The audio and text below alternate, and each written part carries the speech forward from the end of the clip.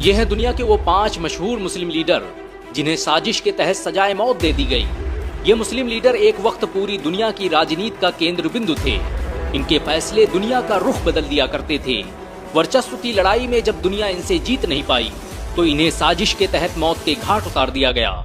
साजिश के तहत शहीद किए गए मुस्लिम लीडरों की लिस्ट में पहला नाम सद्दाम हुसैन का आता है।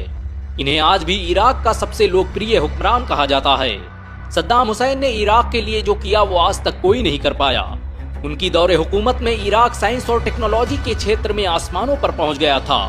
उनकी दौरे हुकूमत में ही इराक आधुनिक मिसाइलों को बनाने में कामयाब हो पाया।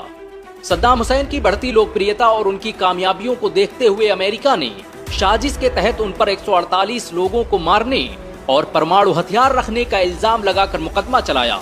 सद्दाम हुसैन फिलिस्तीन की आजादी के समर्थक थे और ये बात भी अमेरिका और उसके सहयोगियों को नागवार गुजरती थी। 30 दिसंबर 2006 को अमेरिका के इशारे पर सद्दाम हुसैन को फांसी देने का आदेश दे दिया गया। सद्दाम हुसैन को जिस दिन फांसी दी गई वो बकराईद का दिन था। मुसलमान एक तरफ जानवरों को कुर्बान कर रहे थे तो अमेरिका सद्दाम हुसैन को। फांसी पर चढ़ते वक्त सद्दाम के माथे पर एक भी शिकन न थी। उनकी जबान पर कुरान की आयतें जारी थी।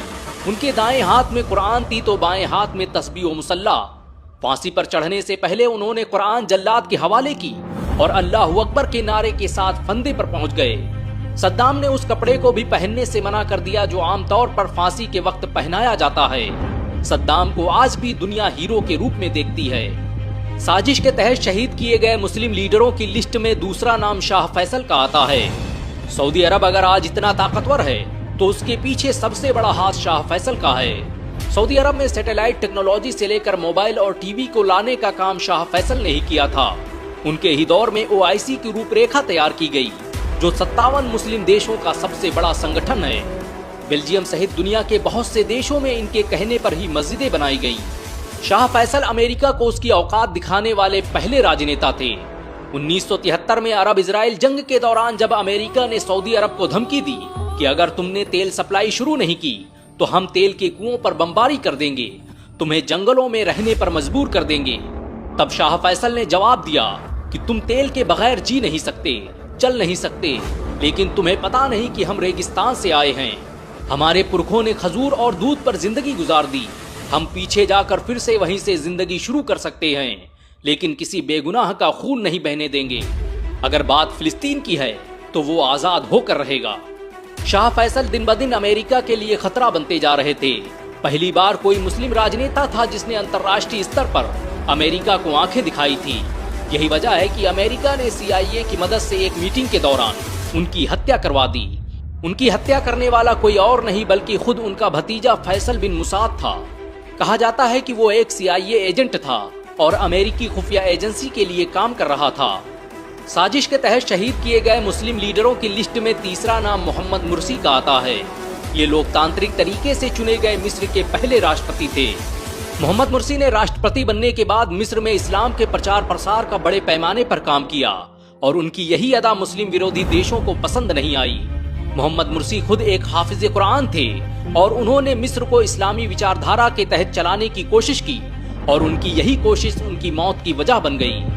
अमेरिका, इजराइल और उनके सहयोगी देशों ने मोहम्मद मुर्सी और उनकी पार्टी मुस्लिम ब्रदरहुड पर विरोधी नेताओं और पत्रकारों को कत्ल करने का इल्जाम लगाकर उन्हें गिरफ्तार करवा दिया। वजह बस यही थी कि मोहम्मद मुर्सी इस्लामी विचारधारा को पसंद करते थे। मोहम्मद मुर्सी सहित 105 नेताओं पर कत्ल का मुकदमा चला और फिर उन्हें अचानक बगैर बताए फांसी के फंदे पर लटका दिया गया।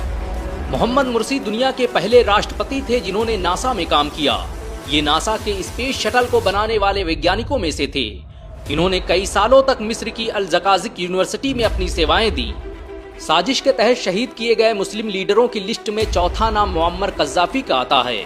मुअम्मर कज़्ज़ाफ़ी तानाशाह थे, डिक्टेटर थे, क्या थे, इस पर बहस बाद में, लेकिन लीबिया को बर्बाद करने और उन्हें कत्ल करने में यूनाइटेड नेशन से लेकर नाटो और दुनिया भर के मुस्लिम विरोधी देश शामिल थे। मुअम्मर कज़्ज़ाफ़ी ने 40 सालों तक लीबिया पर हुकूमत की और लीबिया को तरक्की की बुलंदियों पर पहुंचा दिया। वो दुनिया के उन राजनेताओं में से थे जिन्होंने कैपिटलिज्म और कम्युनिज्म को रिजेक्ट कर एक नई पॉलिटिकल थ्योरी को जन्म दिया और बताया कि कैसे इस्लाम दुनिया की तरक्की की वजह बन सकता है। कज़ाफी के इन्हीं विचारों और उनकी लिखी गई द ग्रीन बुक के बाद ही उनके खिलाफ साजिशों का सिलसिला शुरू हुआ और फिर 2001 में आंदोलनकारियों द्वारा उनकी हत्या करवा दी गई। जिस समय मुअम्मर कज़ाफी को कत्ल किया गया उस समय लीबिया अफ्रीका महाद्वीप का सबसे विकसित देश था। कज़ाफी के शासन में ना तो बिजली का बिल पड़ता था और ना ही बैंकों में ब्याज, शादी के लिए वजीफा मिलता था, खेती के लिए मुफ्त बीज और संसाधन दिए जाते थे और तो और लीबिया पर कोई विदेशी कर्ज नहीं था। लेकिन आज लीबिया पूरी तरह से बर्बाद हो चुका है। साजिश के तहत शहीद किए गए मुस्लिम लीडरों की लिस्ट में 5वां नाम यासिर अराफात का आता है। यासिर अराफात ने अपनी पूरी जिंदगी फिलिस्तीन की आजादी और उसकी संप्रभुता के लिए कुर्बान कर दी। उन्होंने दुनिया के हर बड़े मंच पर फिलिस्तीन की आजादी की मांग की। उन्होंने फिलिस्तीन की आजादी के लिए पैलेस्टाइनियन नेशनल अथॉरिटी जैसे संगठन की स्थापना की जो आज भी फिलिस्तीन में आजादी की जंग लड़ रहा है। यासिर अराफात नोबेल प्राइज जीतने वाले पहले फिलिस्तीनी मुसलमान थे। यासिर अराफात भारत के सबसे बेहतरीन दोस्तों में से थे। वो इंदिरा गांधी को अपनी बहन मानते थे। अराफात पहले शख्स थे जिन्हें किसी राष्ट्र का लीडर न होते हुए भी संयुक्त राष्ट्र में भाषण देने के लिए आमंत्रित किया गया। यासिर अराफात की लोकप्रियता और उनके अंतर्राष्ट्रीय प्रभाव को देखते हुए वर्ष 2004 में इजराइल ने पोलोनियम जहर देकर उनकी हत्या करवा दी।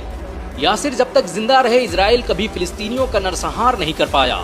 अगर वो थोड़े दिन और जिंदा रहते तो फिलिस्तीन आजाद हो चुका होता। इन सब के अलावा अनवर सादात, मोहम्मद नजीबुल्लाह, हुस्नी मुबारक और उमर मुख्तार जैसे बहुत से राजनेता और लीडर गुजरे जिन्हें साजिश के तहत मौत के घाट उतार दिया गया।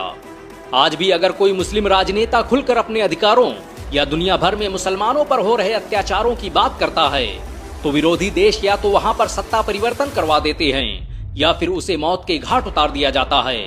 तुर्की जैसे देश में रज्जब तैयब एर्दोगान के खिलाफ रचा गया षड्यंत्र इसका सबसे बड़ा उदाहरण है। वैसे इनमें से किस लीडर ने आपको सबसे ज्यादा प्रभावित किया? नीचे कमेंट में जरूर बताएं। एक मुसलमान होने के नाते इस वीडियो को लाइक और शेयर